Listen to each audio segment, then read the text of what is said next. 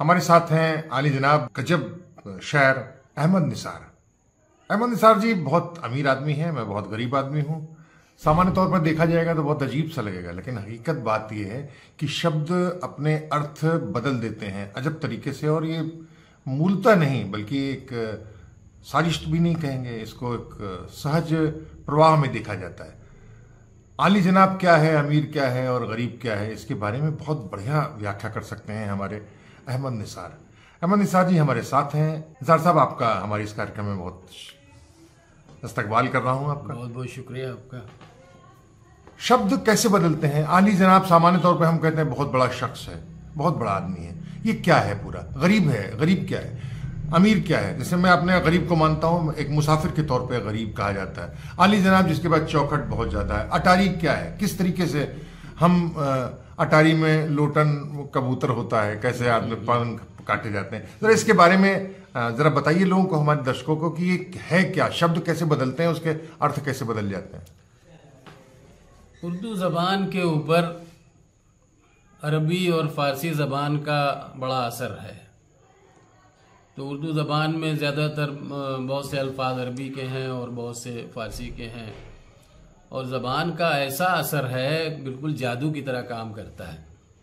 अब जैसे जनाब आपने कहा, तो एक ज़माना वो था कि घरों में दरवाजे भी नहीं हुआ करते थे, ऐसी मुफलिसी थी, गुर्बत थी कि दरवाजे भी नहीं होते थे। तो जिनके पास दरवाजे होते थे उन्हीं को जनाब कहा जाता था, और जनाब के मानी भी ड्योढ़ी के हैं। और जो बहुत बड़े लोग हुआ करते थे वो आली जनाब कहलाते थे, क्योंकि बहुत बड़ा दरवाज़ा उनका होता था। जी जी। तो ये अरबी ज़बान का असर है उर्दू ज़बान के ऊपर। फ़ारसी ज़बान का इसी तरह बड़ा असर है। जैसे हम जो मुसलमान हैं वो नमाज पढ़ते हैं, रोज़ा रखते हैं, फ़रिश्तों पर उनका ईमान है और ये तमाम चीज़ें हैं। तो इस्लाम तो अरब से आया और अरबी ज़बान से का पूरा उसका असर है उसके ऊपर।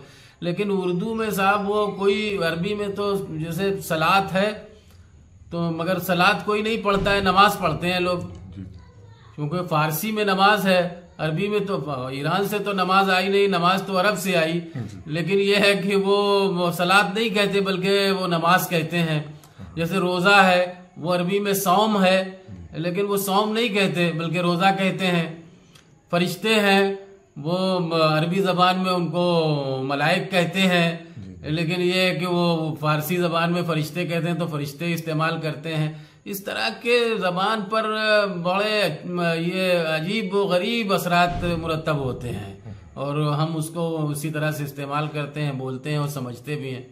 फारसी असर हमारे ऊपर बहुत ज़बरदस्त है हिंदुस्तान में, लेकिन कई चीज़ों को हमने बदल दिया। हम खुदा यहाँ हमारे जिसको मानते थे भगवान के तौर, उसको अब हमने मुसलमानों ने अल्लाह के तौर पे देना शुरू कर दिया। ये क्या है?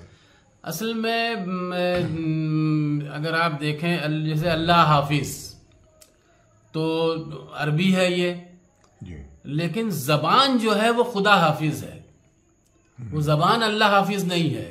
अब हम उनको अरबी के तौर पर अब हम बोलने लगे हैं उसको बहुत से लोग, लेकिन ये कि ज़बान जहाँ तक ताल्लुक़ है वो ज़बान जो है वो खुदा हाफिज है।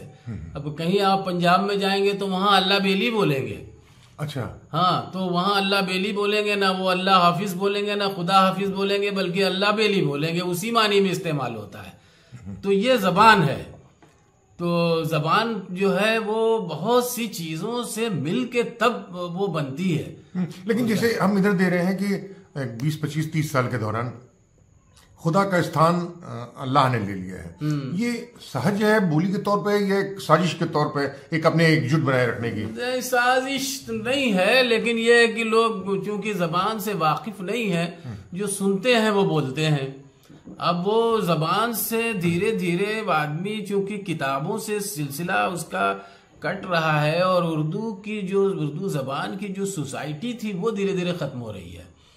तो अब वो जो अल्लाह हाफिज सुनते हैं तो अल्लाह हाफिज बोल रहे, कल वो खुदा हाफिज सुनते थे तो खुदा हाफिज बोलते थे। अब वो मुआशरा नहीं रहा, धीरे धीरे वो मुआशरा ख़त्म होता जा रहा है, तो उसकी वजह से ये है। निसार भाई, होता कि हम जड़ों में हैं हिंदुस्तानी, लेकिन जब हम अल्लाह शब्द का इस्तेमाल या ऐसे कुछ शब्दों का इस्तेमाल करते हैं, जैसे रमजान हम लोग कहते हैं लेकिन उसके बाद कहना रमदान करना शुरू कर दिया, तो हम अपने जड़ों में वापस आने की कोशिश तो नहीं करते हैं और हिंदुस्ताना अंदाज खत्म कर रहे हैं? देखिए, अरबी में तो रमदान बोलते हैं और हम फिर भी अगर बहुत बना संवार के भी बोलते हैं तो रमजान बोलते हैं। और जो बहुत पढ़े लिखे लोग नहीं है वो जा को भी जा भी बोल देते हैं। जी जी। तो वो तो एक अलग चीज है, लेकिन ये है कि वो ऐसा कुछ है नहीं कि साजिश के तौर पे नहीं, मगर जबान जो है वो माशरे की बहुत सी चीजों से मिल के तो बनती है। बिल्कुल। अच्छा, आपने शब्दों से हम लोग शुरुआत की थी, हम लोग भाषा में कहाँ से हमने फर्क आ गया, बोली के स्तर पर, अर्थ के स्तर पर कैसे कैसे हुआ? असल में देखिए, 300 बरस तक हमारे यहाँ जो अदालत की जबान रही है वो फारसी जबान रही है। तो हमारे बोलचाल में जितने भी मुहावरे हैं वो ज़्यादातर वो फारसी ज़बान से आए और अरबी ज़बान से आए, मखलूत होके उर्दू ज़बान में आए। और मगर उर्दू ज़बान का अपना पूरा असर उसके ऊपर था। अब जाहिर सी बात यह है कि आज़ादी के बाद से अब वो तमाम चीज़ें धीरे धीरे बदली हैं, वो माशरा बदला है, सोसाइटी बदली है, ज़बान बदली है, कल्चर बदला, का असर भी धीरे धीरे कम हुआ है। ज़बान का जो ज़बान थी उसका धीरे धीरे कम हुआ है। वो लोग वो ज़बान अब बोली नहीं जाती, तो अब जो ज़बान आदमी सुनता है वही बोलता है। बहुत जो पढ़े लिखे लोग हैं वही असली ज़बान का इस्तेमाल कर रहे हैं, और नहीं तो बाकी ज़बान तो जो समाज में बोली जा रही है वो सब वो ज़बान के तौर पर नहीं बल्कि बोलियों के तौर पर बोली जाने लगी है। भाषा जबान अलग चीज है, भाषा अलग चीज है, वो लैंग्वेज अलग है, डायलेक्ट्स अलग है।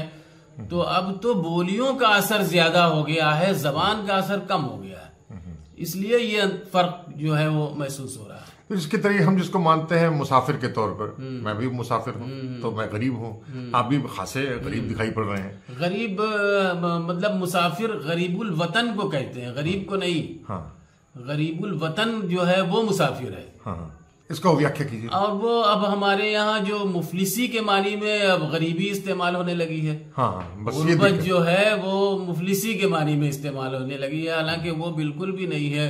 वो जो परदेसी हो जाता है, जो अपना वतन छोड़ के कहीं चला गया, वो गरीब है। हाँ, हाँ, क्योंकि वो उसके पास न अपना वतन है, न अपने बच्चे हैं, न अपनी ड्योढ़ी है, न अपनी छत है।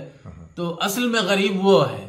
और अब जो है वो उसको वो पैसे से जोड़ दिया गया, जो वो उसके पास दौलत नहीं है तो वो गरीब है। तो मगर अब वो मुफलिस है वो। हाँ, लेकिन जैसे मैं भी अपनी नौकरी के लिए बाहर आ गया, अपना वतन छोड़ चला गया, वो तो भी मैं गरीब गरीब है, है, वो भी गरीब तो मैं है। खासा गरीब हूँ। लेकिन मैं ये शब्दों का इस तरह से अर्थ निकलता है, जैसे निंदा है, निंदा हम लोग उसके निंदा के तौर पर, घृणा के तौर पर देखते हैं, उसकी बुराई के तौर पर। ऐसा नहीं होता है, वो दरअसल किसी चीज के अर्थ का अनर्थ के तौर दिखा, उससे इत्तेफाक नहीं करते हैं, तो वो कहते हैं। ये एक सीमा कहाँ तक जाती है? कभी कल्पना की है आपने कि भाषा का ये जो इस्तेमाल होगा, बोली का ये जो और अर्थ बदले हैं, वो कहाँ तक पहुंच सकते हैं? उसकी कोई लिमिट नहीं है। वो आदमी में जितनी लियाकत उसके अंदर है उसके हिसाब से बोलता है। तो अब वो जितना इल्म है उसके पास, जितनी लियाकत है उसके पास, जितनी समझ है उसके पास, बोलने की जितनी कुव्वत है उसके पास, तो उसी हिसाब से वो चीजें आती हैं सामने। अच्छा, जैसे हिंदी शब्द जो हैं वो अंग्रेजी में बहुत तब्दील होते जा रहे हैं बहुत तेजी से, जबकि उर्दू में ऐसा बहुत जरा कम हो रहा है। आपका कैसा लगता है? नहीं है, उर्दू में तो तमाम सब अंग्रेजी के भी जबान है, वो तमाम जबानों के अल्फाज हैं। कुर्सी है जैसे वो अरबी है, अलमारी जो है वो अंग्रेजी से आया, मेज़ है जो, इस तरह से तमाम जबानों के अल्फाज हैं। उर्दू तो एक ऐसी जबान है कि वो उसका अपना असासा कम है और बाहर का असासा ज्यादा है। बिल्कुल, बिल्कुल। तो इसमें बेहतर आप पाते हैं कि उर्दू कहीं ज्यादा ग्राह्य, मतलब अपना लेती है चीजों को बहुत तेजी से अपना लेती है। ये खुद खासियत है उसकी। हाँ, वो एक्सेप्टेंस तो उसके अंदर इंतहा से ज्यादा है, किसी जबान में इतनी नहीं है जितनी उर्दू में। क्या यही वजह है कि उर्दू की वजह से अदब पर, शेर शायरी पर आया, शायरी पे आया, और उर्दू की मकबूलियत का राज भी यही है कि वो बहुत मुश्किल जबान भी है और बहुत आसान जबान भी है। हर आदमी उसको बोल लेता है। बेहतरीन शख्सियत हैं, शायर हैं, दिल से जुड़े हुए व्यक्ति हैं अहमद निसार। तो अगली बार फिर दूसरे मसले पर, किसी दूसरे स्थान पर, किसी दूसरे लोगों के साथ हम फिर हाजिर होंगे। तब तक दौलत कुमार सोहेल को इजाजत दीजिए।